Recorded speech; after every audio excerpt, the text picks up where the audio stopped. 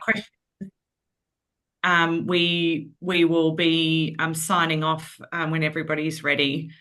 Alison, my support person, as you will have heard, has also just started recording our session. Everybody was aware in registering for this session that it would be recorded, and that's also important because it will be shared through the Lighter Footprints YouTube channel and some other channels as well, so that other Studley Ward residents can benefit from the discussion tonight as well. Great. So it looks like everyone, 44 unassigned participants. So we're still counting down to that New Year's Eve ticker.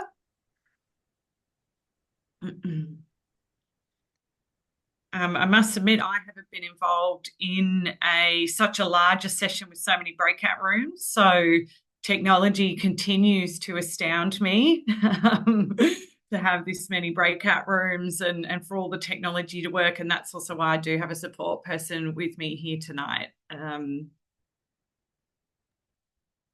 I have one too. This is like mind-blowing. For sure. Amazing,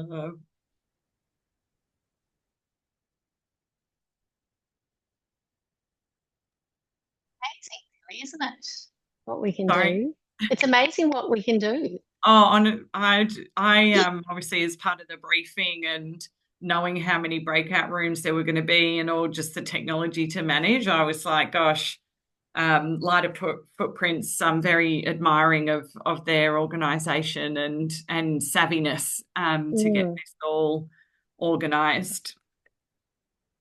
I'll just give it one more minute. I'll let it tick over to 7:50, and then, in respect for everyone's time, we'll formally get started into our Studley Ward session. So 7:50, I'll commence things formally. Please also excuse me. I do have some facilitator notes that I may read off. So I might be looking downwards. I'm just making sure that I'm doing my job correctly and covering off everything that I need to. And I've also got another screen in front of me. So yeah, that's why you might see me looking around a bit just to cover my notes.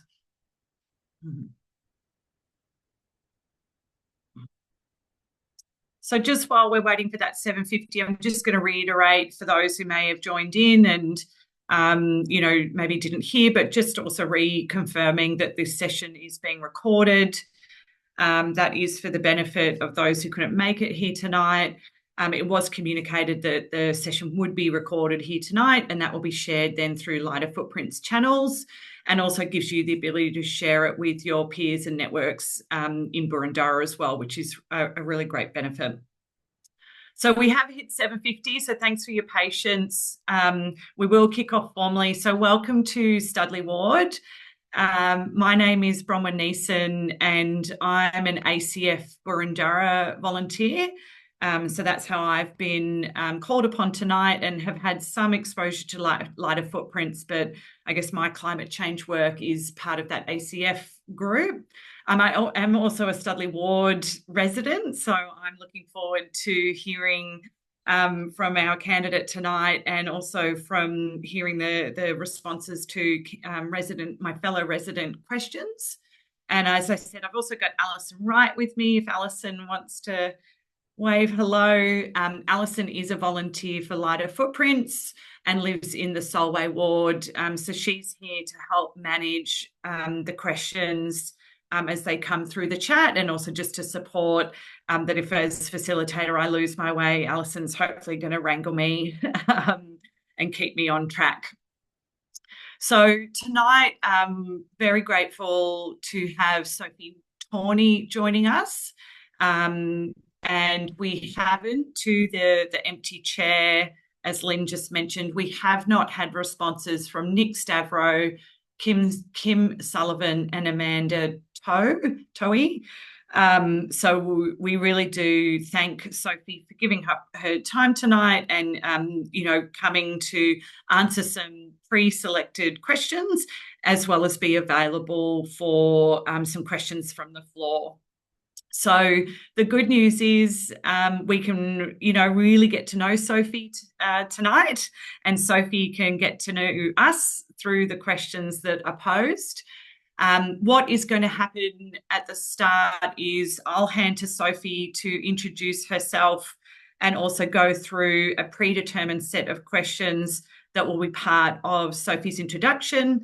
And Alison has just dropped those questions into the chat so that you can see what Sophie will be addressing for us first off.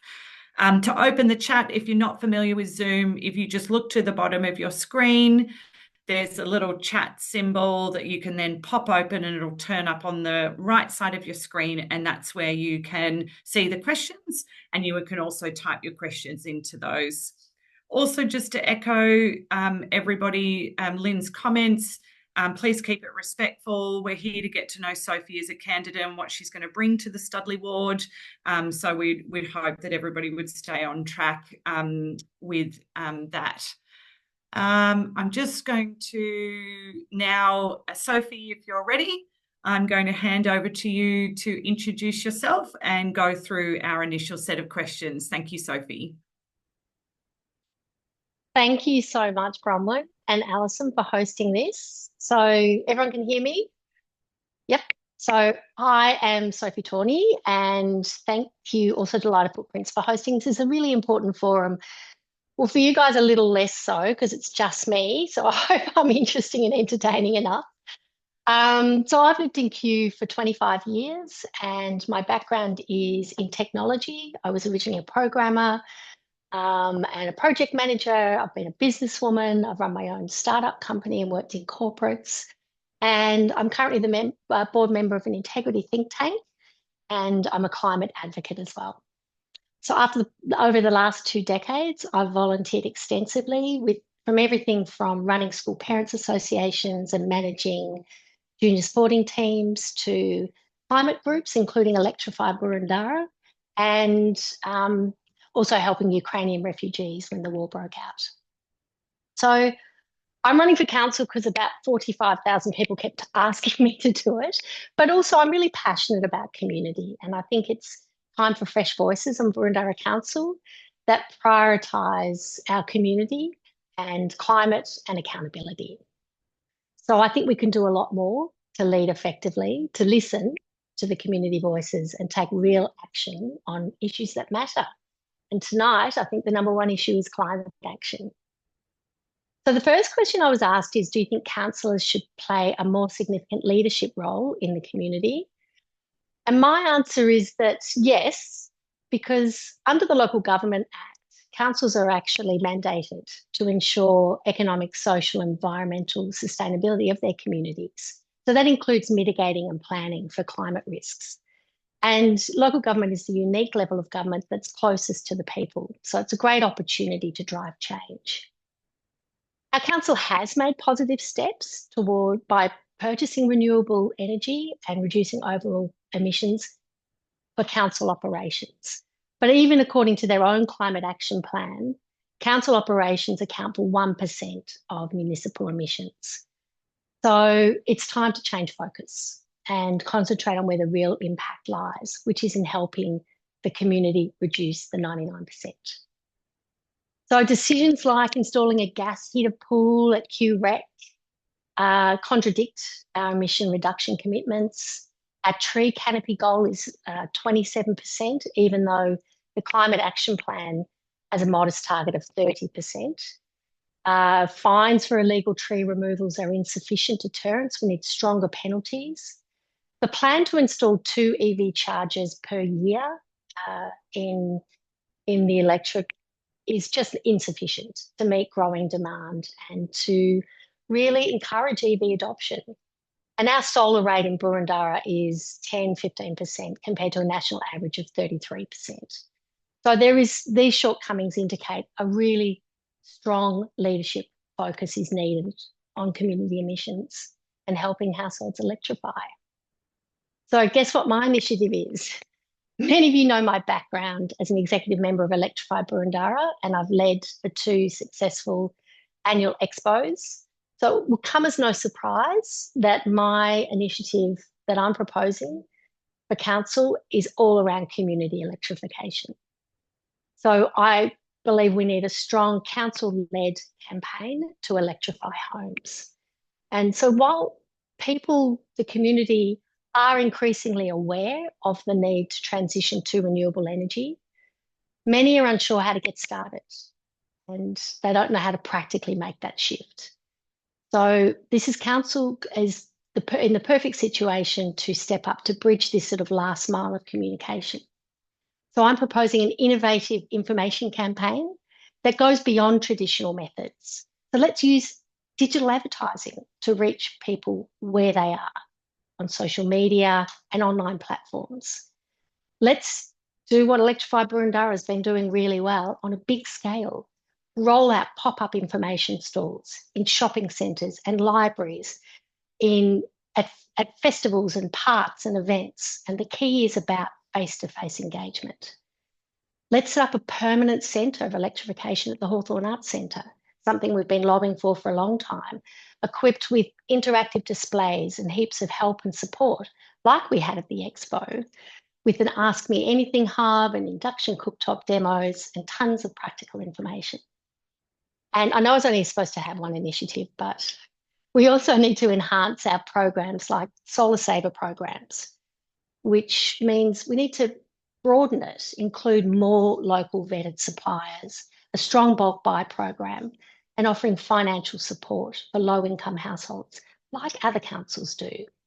Other councils are way ahead in this space. Darebin has helped over 2,000 households and businesses install solar. Let's learn from them.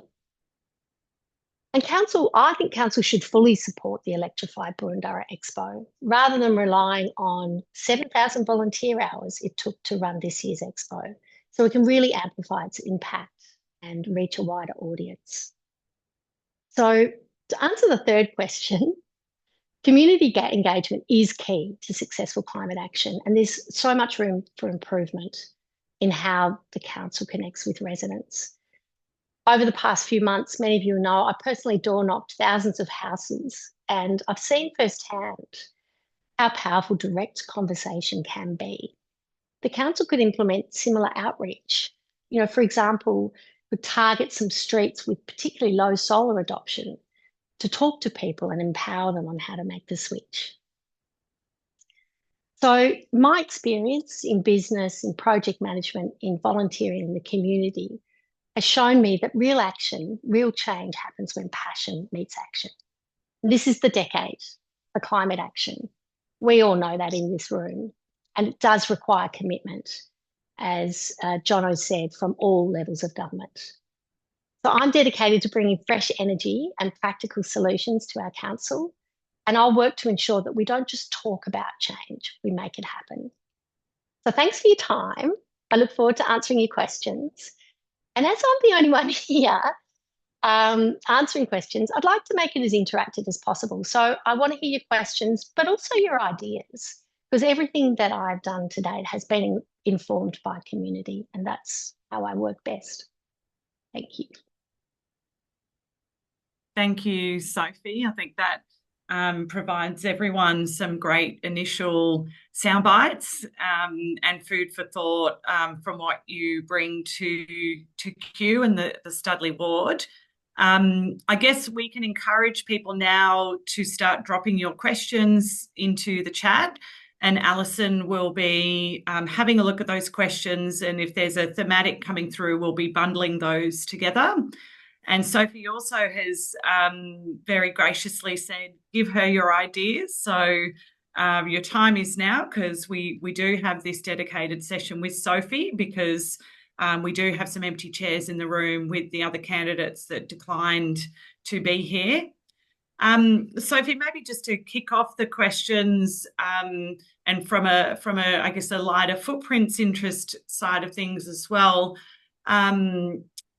And maybe just to slightly change tact on maybe some of the other things that residents are thinking about. Do you think actually homelessness is a problem in Boroondara? And if so, what have you been thinking that the council could do about it? I think there is some very visible concerns, I must admit. And so, yeah, interested to hear your point of view and where would you start with that particular community concern?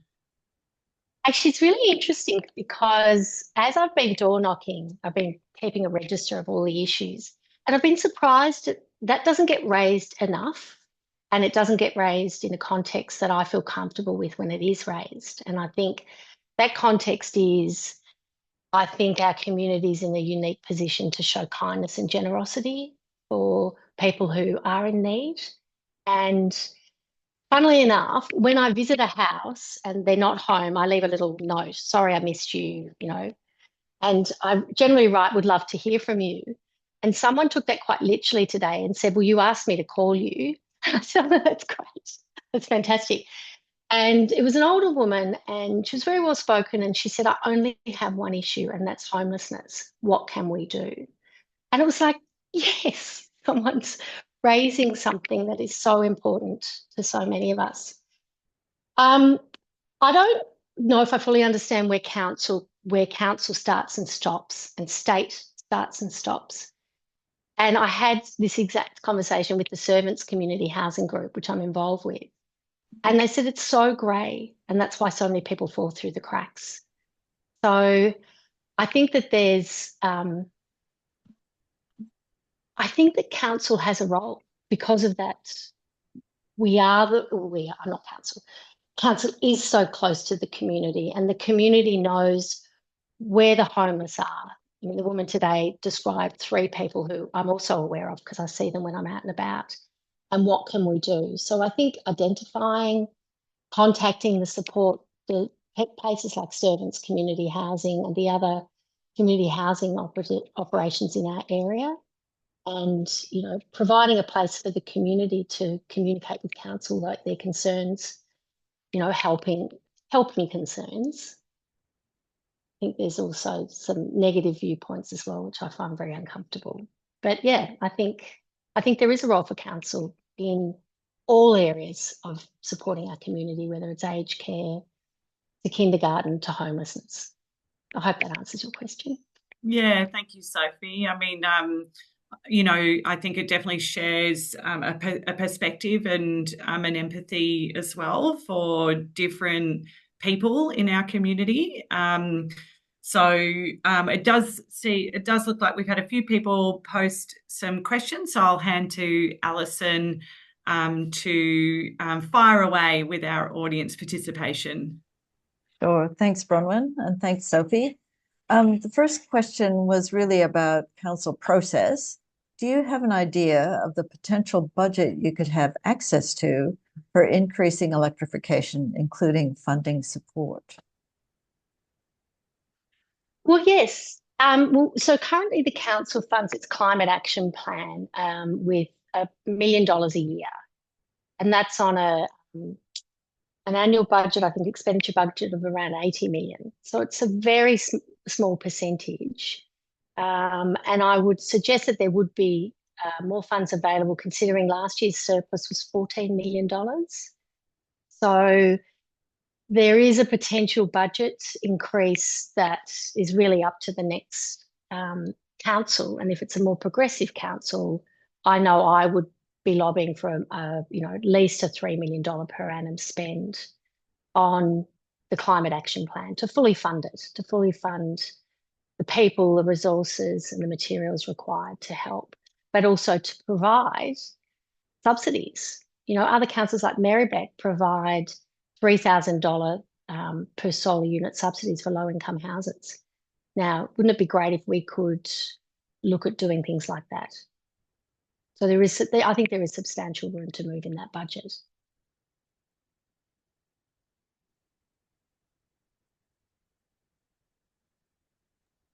Sorry, Alison, you're just on mute. Of course I am. Thank you. Thank you for that. Just one other thing about the surplus, sorry, is that we are not fully aware of what's happening with Q Rec Centre. So, there's a $14 million surplus, which I would hope would be able to be allocated to the community needs. But who knows whether that ends up having to be taken up by the QREC Centre redevelopment, which is currently not in a good state. Sorry, Alison. No, that's fine. You go. There's two that kind of dovetail together here. Could you please talk about your ideas for reducing transport-related emissions? Yep. Oh, that's the two. Well, the other one is more to do with homelessness, but also talks about traffic. So start with the transport, and then we'll go to that one. Yep. So the thing about transport is, I mean, in Victoria and in Boroondara, our largest emissions are through energy use. But as we're working on that, and as Victoria, as Jono said, is sort of on the cutting edge of climate action, and that's been the focus. The next, the kind of the higher proportion of our emissions will be related to transport and cars and buses and everything on the road. So there's quite a lot we can do in that space, and it's sort of in two areas. One is in the electrification of transport, and council can do a lot in that space, from increasing its own fleet, the transition of its own fleet to electric vehicles, whether they're light council cars or heavier trucks and other vehicles. But also, one of the issues you have is that there's no EV fast chargers generally in public spaces in Boroondara, and they're rolling them out at 2 per annum. And there's a kind of a signal that's missing there. This is where a council can lead on EV adoption by increasing the number of EV chargers that are available publicly for fast charging, so that people who are in apartments or don't have off-street parking and are able to install their own fast chargers have a solution that, you know, if that's one of the barriers for people not buying electric vehicles. And by installing EV chargers in public places, especially in like shopping strips, it's only going to enhance those local traders as well and their business. When people come to park the car for half an hour, they're going to go shopping and dining. So it's kind of a win-win for the shopping precincts as well as providing those services. But then the other side of it is also in active transport, you know, that it's about encouraging people to not use their cars as well, and whether that's through encouraging cycling, through better cycling paths and safer cycling routes. And there's lots of things we can do with active transport to get people walking more as well. I don't know if any of you are aware of, there are other programs being run in Stonington and Marybeck have been running this open street program where kids are encouraged to walk to school through families. Streets are closed at certain times, so it's a safe route to walking, which takes a lot of congestion off local roads and areas all around the school areas. And it's created this great sense of community. I mean, I don't know if you have a look at the photos of what's been going on, it kind of looks incredible.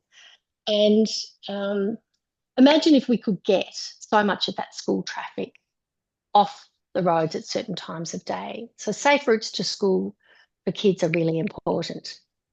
Other things we can do are, as I say, increasing the bike network and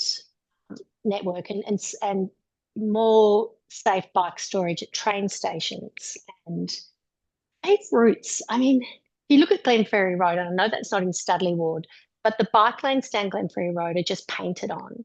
And I know lots of my friends are cyclists. They say they'd rather ride into the city than down those bike lanes because they feel unsafe. So we really need to focus on creating safer bike lanes and a larger bike network.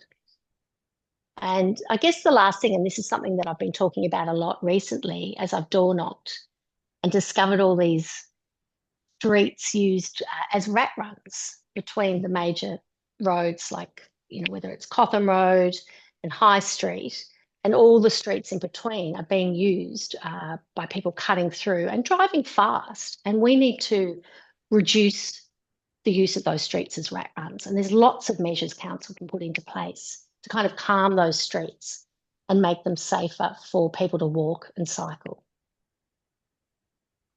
Thank you, Sophie. The next question I'm going to ask relates to the state government requiring Boroondara, among other councils, to increase the number of dwellings.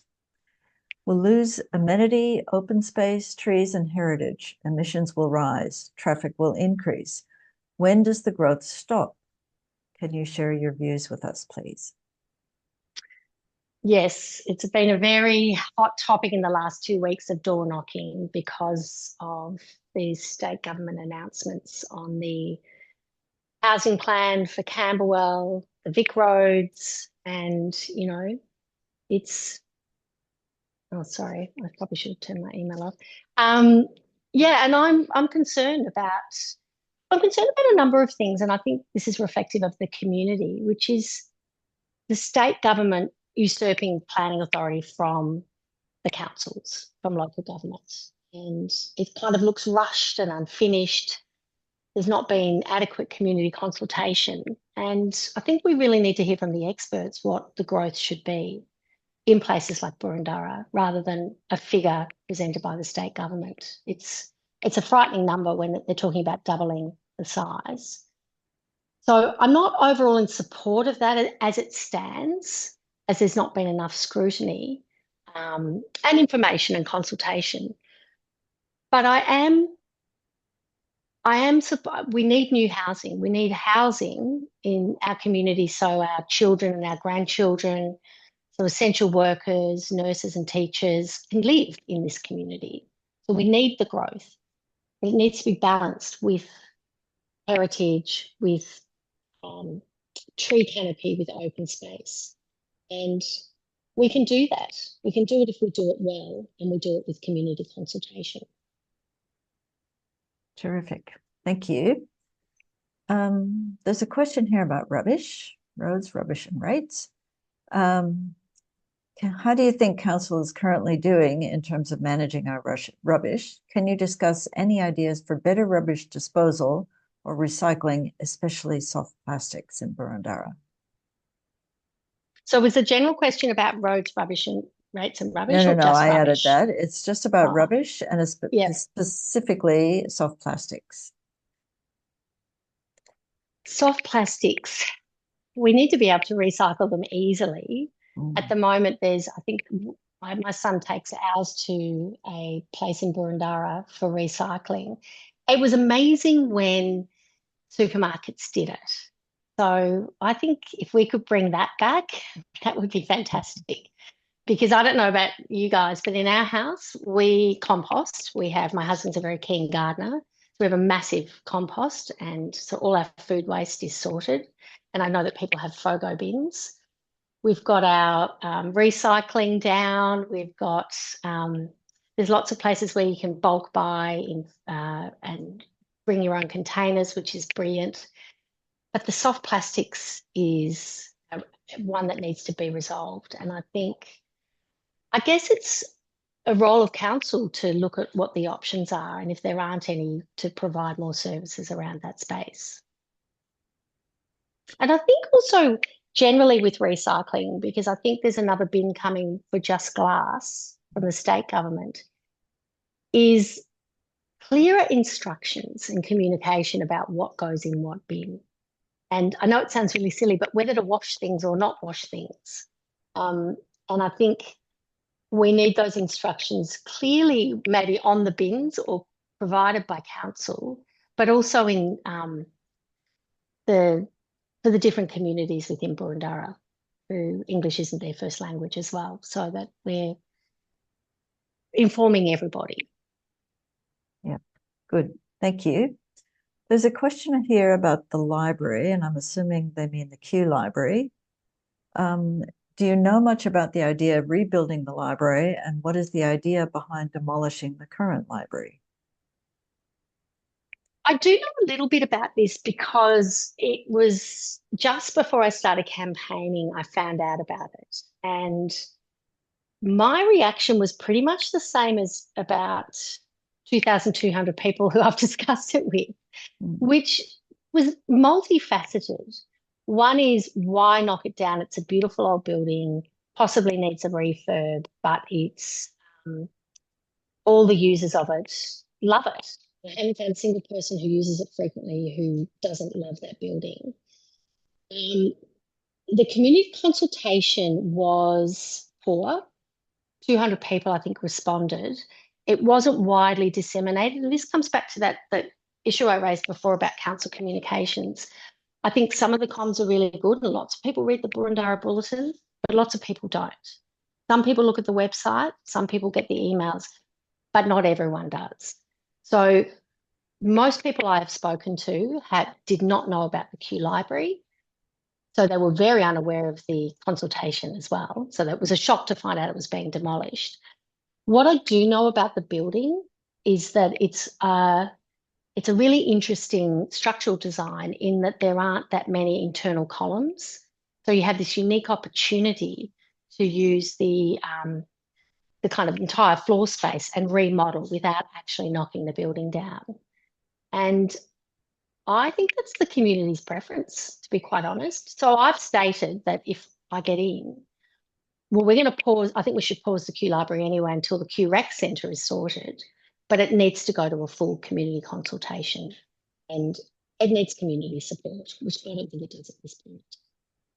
And from a climate perspective, you know, sustainable building is about, it's not about knocking things down and restarting. It's about appreciating the embodied emissions in a building that's already there and refurbish, redesign is a much better solution for the environment. Thank you.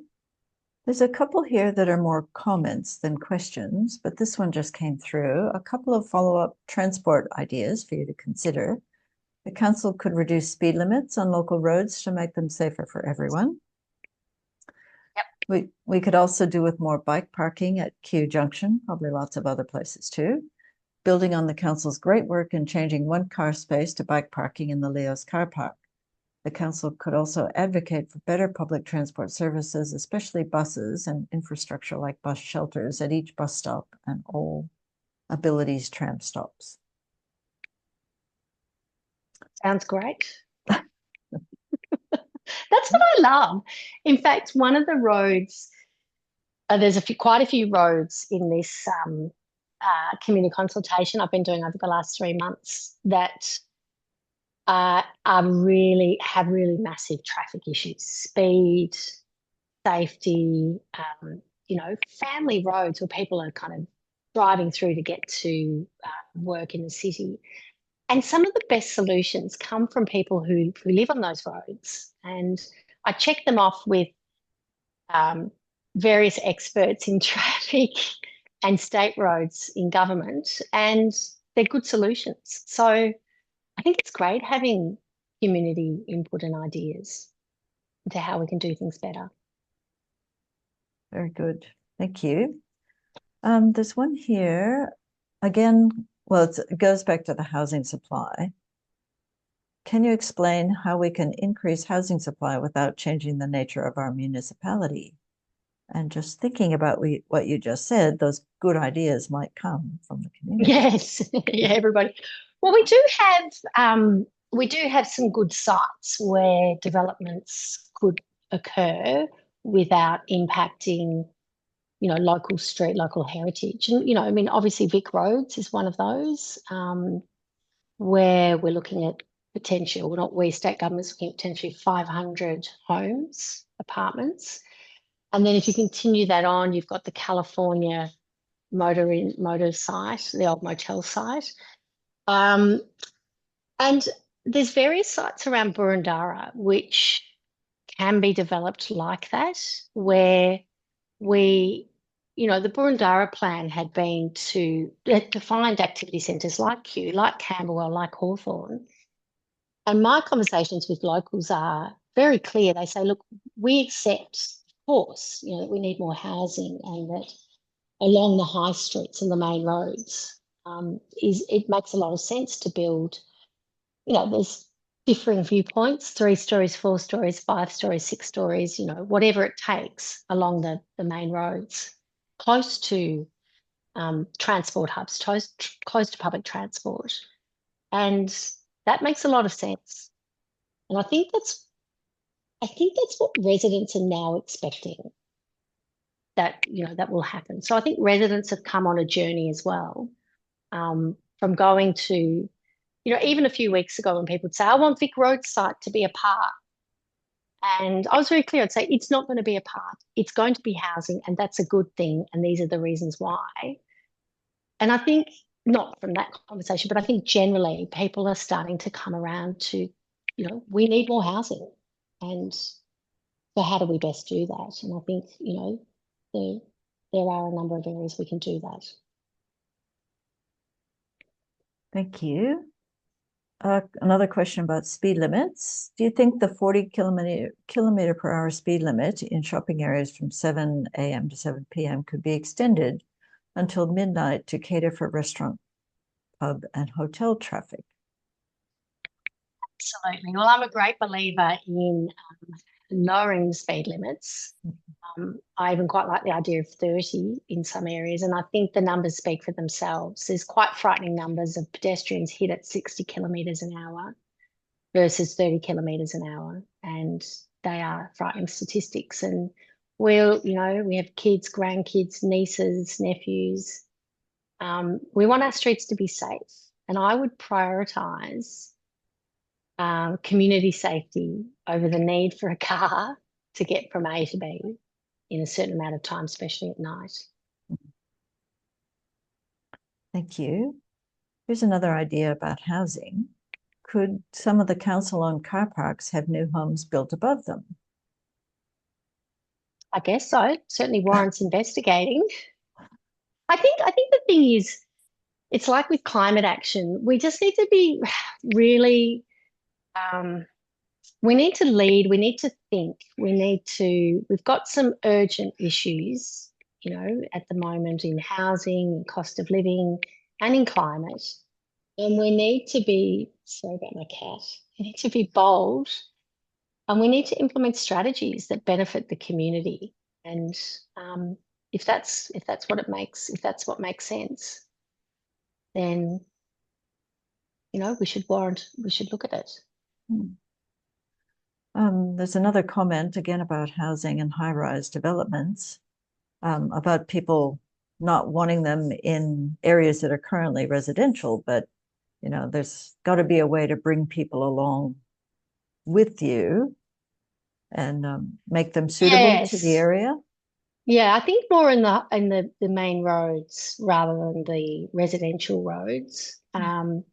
I don't think I've ever had anyone say they'd like a high-rise development in their local street. And in my own journey, I live in a small no-through road off Studley Park Road. I'll probably just identify where I live, but that's fine. Come and say hi. And we lost is it 2,000 square metres, the land at the top of the street? I'm asking my husband. He's looking over. He was told not to speak. The beautiful Federation House, and we tried, but the people who bought it knocked it down, and so we're fully expecting apartments. And it's funny how your own reaction at first is, oh, what's going to happen? And then it changes to, you know what, this is what we need to do. And opposite that corner is a bus stop that goes straight into the city. So it just makes sense. And I would imagine it'll be 3, maybe 4 stories. And it's not, no one wants that, but equally that's what we need. And, I just hope that not everyone has 2 or 3 cars who buy into that building. They use public transport, that we increase the frequency of our public transport, that we work with state government. Okay, I'm going to go to a bigger issue here, that we work well with our state government so that as we develop these neighbourhoods, we have a spot at the table to say things that are important to Boroondara. And I think the current approach of certain councillors on our current council is to fight the state government. And hang on, wait one sec. What we do know is the state government has legislative authority to change the planning. Yeah, they ultimately have the say. So to fight them instead of collaborating means we just risk getting left out entirely, the state government's plan. And I'd like to be at the table having discussions so that as we develop and build, which is inevitable, hopefully in the best way we can, that we do get a say in increasing public transport and relieving sort of traffic congestion as well. So sorry, I think I've answered the question and taken you off on another tangent. That's okay. Here's another one about planning issues. Can we stop allowing the large boundary-to-boundary houses, residences being built on large blocks when some of these could have 2 or more units built on them? Yes, I mean, this is the kind of tussle between state planning laws and council planning schemes. And I think ultimately, I mean, some of the issues around the planning schemes are this boundary to boundary is supposed to allow for 20% of a house built on a block of land to be for open space that's permeable, so soil that you can plant trees in. The problem with that is if there's not a depth specified as well, then you may not be able to plant sort of significant trees anyway. And then there's no sort of there's no policing of that in the sense that what is then planted and what canopy trees are being replaced on those blocks. So, and they're issues with the state planning laws, but then the local schemes that apply over the top of that. We can change those. We can redo our planning schemes with relation to trees, with relation to tree penalties, with relation to this. But we need that involves the council agreeing to do that, going out to community consultation, redrawing up the scheme, getting community agreement, and getting approval from state government. And kind of comes back to that thing of we need to have a good relationship with our state government. And me personally, for those of you who know me, I'm not a party person, so I'll work with it whichever party is in government. Politics interests me less than actually getting the job done. Thank you. A couple of comments about planning. Better design standards, so we get better design buildings with the new homes, especially townhouses and low-rise apartments. And the other one is kind of related to incorporate green spaces as well as the food design process. Because the thing about design, it's tricky. Do it. Yeah, I don't think design can't be legislated. It can't be regulated. Unfortunately, the way our planning laws have been degraded over about 30 years in Victoria. So we've got what we've got. It's a state issue, not a local government issue. But so there is poor policy in there. And I think I can see, like in the UK, France, and Europe in general. I mean, a lot of the beautiful European cities were designed in the 19th century, with by government. What's happening in Australia, what's happening in Victoria, what's happening in Boroondara is it's private developers. So can't legislate for what they're going to do. You can just, if they comply with the standards, then that's, we're kind of stuck with that. Thank you. This one here about someone who remembers Kew, what it was like when she moved in. The local neighborhood included people who lived in institutions and in rooming houses, and this was part of the identity. We have an opportunity to reclaim this identity and sense of community by fighting for more social and community housing, more not-for-profit developers. Might this be part of the solution to our anxiety around high-rise development, embracing developments that build and sustain community rather than just lining the pockets of developers and investors? Yes. What do you think? Tick. You mean like Nightingale do the most beautiful developments? I mean, look, the dream, Vic Road site, Nightingale do that development.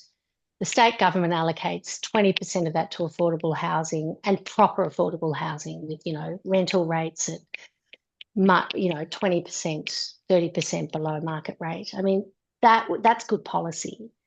Will that happen? I don't know.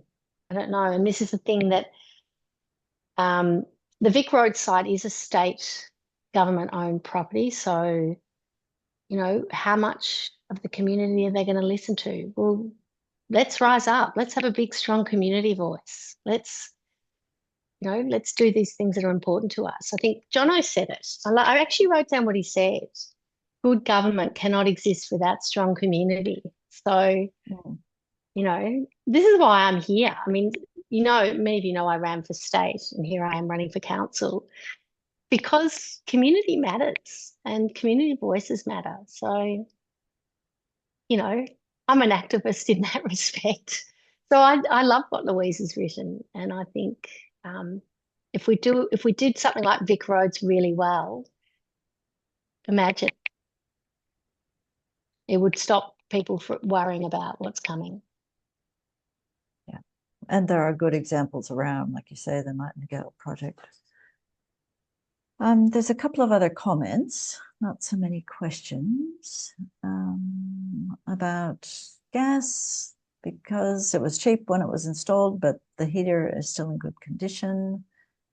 Agreeing with. Oh, yeah. So they're saying, so I want to keep, and look, you know, when I was with Electrify Boroondara, the key message is transition as you can and you can afford it. For some people, it's about draft proofing to reduce your energy bills and making your home warmer. For other people, they're further on the journey or have more money or access to more, they can do more things. If you have a perfectly working gas unit, you don't go and change it now, but what you do is when you're ready for if and when it breaks down, to not replace it not with a gas unit, but an electric unit. I mean, they're the messages that I think council has a role in. It could have a role in you know, teaching the community about that. It's not about everyone has to switch off gas now and pay huge amounts of money. It's called a transition for a reason. Good, thank you. Oops. This one asking for you to talk about ideas for open space in Kew and Boroondara more broadly. In terms of more open space, the people have, does that person want to elaborate? It just says talk about your ideas for open space. So how might open space be used? I'm not quite sure. Like no, I don't know either. I think maybe just clarify that a little bit more. Yeah.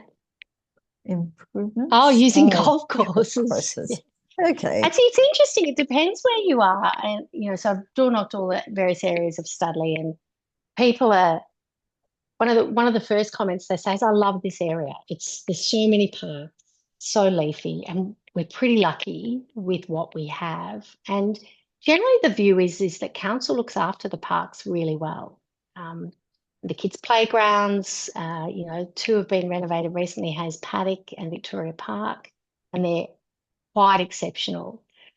So that's why I was kind of questioning more open space. I don't know. I think we've got a ton. I mean, using golf courses, I guess we saw that a bit in COVID in areas like Northcote where they didn't have as much open space. It's not come up. Generally, as you walk around the streets and areas, everyone seems to have a park, pocket parks, and loads of open spaces near where they live. So if you've got suggestions of particular areas, I'd love to hear. Thank you.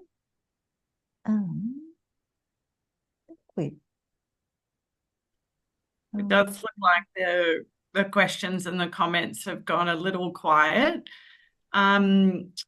Just while you have been talking about state government, there's I guess a broader interest in Boroondara to understand how councillors are going to, you know, support and look to minimise the impact of the North East Link on citizens of Boroondara. For those of us who've driven through that way, it is a, you know, monster development, and obviously state government, very important project for state government. So Sophie, do you have any comments around that? Yeah, I mean, we've lost so many trees. I think it's sort of equivalent to 2% of our tree canopy cover or some extraordinary amount. I think the issues with North East Link now that it's kind of a done deal. I mean, there were opportunities earlier in the piece there were different options, and residents groups and all the councils around lobbied for options that were more kind of fair and reasonable to the local communities. I mean, I think at one point the overpass is 24 lanes wide. So, I mean, I have fundamental issues with massive investment in roads when I think we should be massively investing in public transport infrastructure, active transport, and, you know, this is where my climate hat comes on. But now it's done. It's really about health and sound barriers and tree planting. And, you know, I know that Mick Nolan, because it really impacts the Bellevue ward, has done a lot of work in this area. And to be honest, he'll be much more across what needs to be done. But when I was looking at it a couple of years ago, it definitely was really about there's like the stacks, the chimney stacks, and there are filters you can put on that to reduce the pollution that comes out. And neither the state government or the North East Link Authority would agree. And it just seems like, no, but they're really easy things to happen.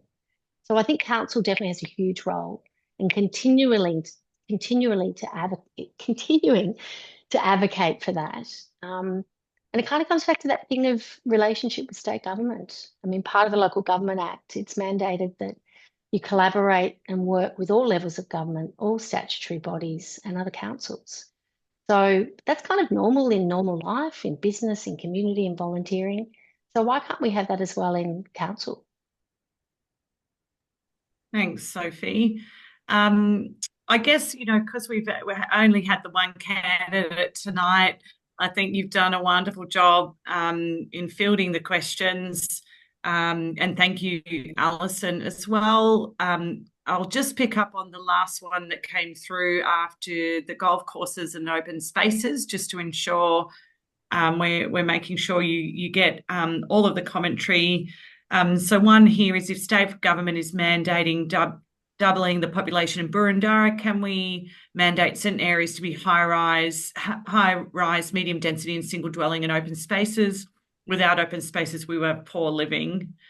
And Kath has said, with more people living in smaller homes, we may have more people using our existing parks, so they may need some changes to meet the needs of different people, more trees if we're losing trees on private land, more maintenance on Parks Vic land, particularly to get rid of weeds that spread. So I really appreciate everybody's participation tonight, and I think the comments and the questions have been offered in the spirit of getting to know Sophie and what she would bring to Studley Ward. Sophie, I guess, was there anything else in closing that you would like to say to us tonight?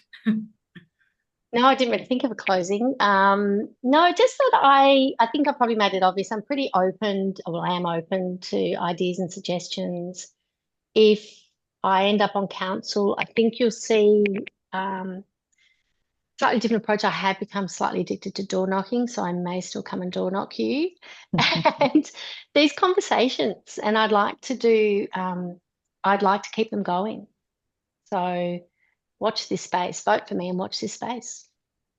Well, I will wrap up, and Nancy has kindly put a comment to the whole group, but saying thank you very much, Sophie. We look forward to you leading our local council towards better climate action. So thank you to everybody, and Sophie, thank you so much for your time, and to Alison for fielding those questions and comments and demonstrating, I guess, the interests and concerns of the residents. As mentioned, the plenary, you don't need to go back into the plenary, but if you do want to join some other wards and hear from other candidates, so that you're welcome to do so. But this does bring us to a close, and I'm just going to make sure I am covering everything. As I said, all of the sessions in each of the breakout rooms have been recorded, and they will be available on the Lighter Footprints YouTube channel, including this chat, so you can revisit it and pick up any nuggets of gold and things that you may have missed. So that then just brings me to wishing everybody a really great evening. Enjoy mulling over And, good luck with everybody's vote as well. Terrific. Number every box. Thank you. Thanks, Sophie. Yeah. All. See you. Yeah. Bye. Bye.